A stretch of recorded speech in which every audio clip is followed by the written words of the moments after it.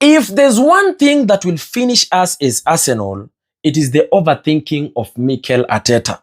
You can call it overconfidence from Mikel Arteta, or you can call it Arteta stubbornness. Yeah, to be honest with you guys, because I looked on this game tonight and I feel like this is a game that we ought to have won, or rather even gotten a draw.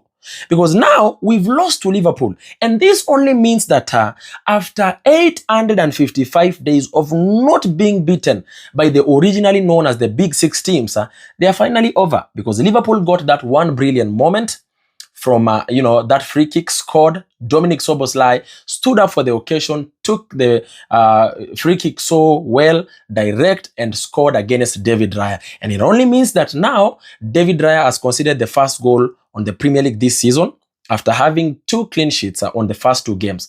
And it only means now that Arsenal has only conceded 1 goal for the last 3 games. But now let's get into this game, and let me tell you why I feel Mikel Arteta was overconfident on this game. I looked on the lineup that Mikel Arteta put for us, and I'm asking myself questions. Is this the right lineup? Because I look at it and I see Martinelli starting. I see at number 10, Mikel Merino playing. And I'm asking myself, how many times have I seen Mikel Merino play for us on that role at number 10? I have not seen it, because most of last season, he was playing either as a false 9 towards the end of the season, or he was playing at number 8 when Declan Rice was not there. And I'm looking on the bench and I'm asking myself, why didn't he have to start Eze? We brought Eze because of these reasons. When Martin Odegaard is not present, Eze can play. And especially if Mikel Arteta decided and chose to play Martinelli at number 11, why not put Eze? This is Liverpool. This is a very competitive team. This is a team that we are competing against for that EPL. Remember, they took it from us last season, and we do not want to have other more mistakes that will lead to us not getting it and them getting it. But again, who is Mikel Arteta? He decides to take a risk.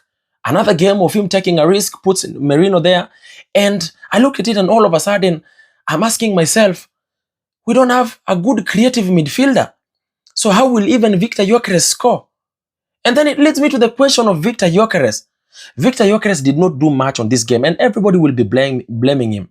Even myself, because we brought him in to be able to score for us. He barely had more than 5 touches. In fact, the only moment that I saw him shine on the TV, or I actually saw him most of the time on the TV or on the camera, was that moment when he got a yellow card, all right, from that foul. Do you blame him? I don't know. Maybe yes, maybe not. Because he didn't even have a single shot on target.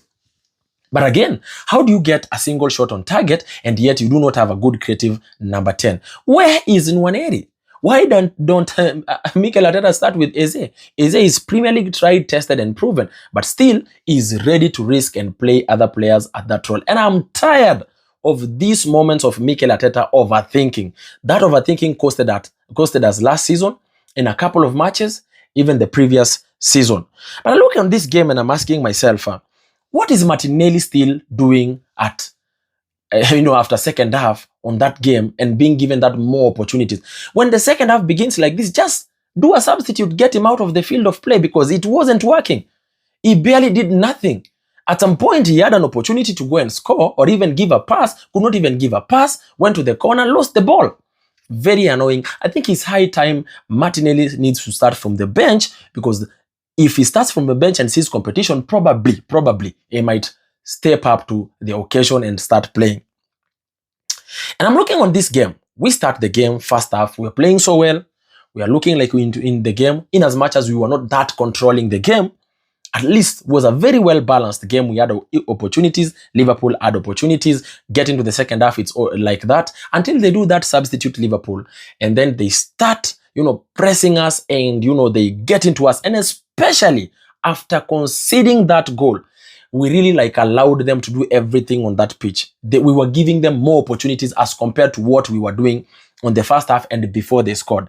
So we lost a bit of confidence or concentration, especially after conceding, which is something that really disappointed me. But anyway, that is enough of the negatives. Let's go to the positives. I look on this game, and most people have been criticizing Calafiori. Again, Calafiori gets another very brilliant game and plays so well for Arsenal for the third time again.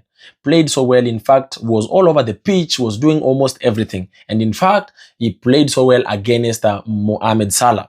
Another player that really impressed me, and for me, I feel like was my man of the match on the Arsenal side. Remember, man of the match was Szoboszlai, but on the Arsenal side, I feel like that was Noni Madueke, the player that every Arsenal fan was asking questions why we signed him.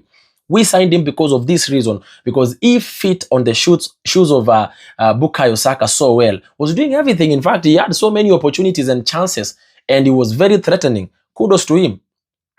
Timber also played so well, and a couple of our players, but very annoying news again. William Saliba gets, that injury, and I hope it's not a serious injury because we are tired of these injuries completely. But Mosquera comes in, plays so well, was one of the best players that I saw on the pitch because nobody knew that he was going to play like that. But again, we do substitutes. Eze comes in. Eze does in like very few minutes, does better or most things as compared to what Martinelli did the entire time that he was playing on the game. Eze played so well. Had he begun this game, we would have had more opportunities of scoring. And then Martin Odegaard, when he came in, all of a sudden we were not as threatening because he's not direct. He's a sideways player. I didn't see much of the things that he was able to do. Why not bring Nwaneri? I don't even understand why Nwaneri is being put on the bench, or not even being given an opportunity to play. And again, games like this one against Liverpool, we have conceded. Why do you want to bring Max Doman and give him or put pressure on him? Because this is Liverpool. Give him opportunities on smaller teams, but not big teams like these ones. Yeah, so it's actually very annoying and very, very disappointing tonight from Arsenal. And it's a game that we ought to have won. The least we would have gotten from the game probably is a draw. And the question is this, most Arsenal fans are asking themselves, is that it for us? And I will tell you, not yet. But Mikel Arteta needs to stop overthinking. Games like these ones, let him choose the right squad to play for us. All right? And then, I'm still having hopes because look, we have only played the third game and we have got 35 games to go. So I have hopes that this Premier League, Arsenal is one of the most competitive teams that is competing for that EPL, in as much as we have lost to Liverpool tonight. Remember, there is always a second league that they will come to the Emirates and play with us. Anyway, ladies and gentlemen, talk to me on the comment section there. What is your general thought about this game? Was it a good game? Did you get impressed? Who impressed you? Who played wrongly? Talk to me, give me your opinion on the comment section there, and let's keep the conversation going.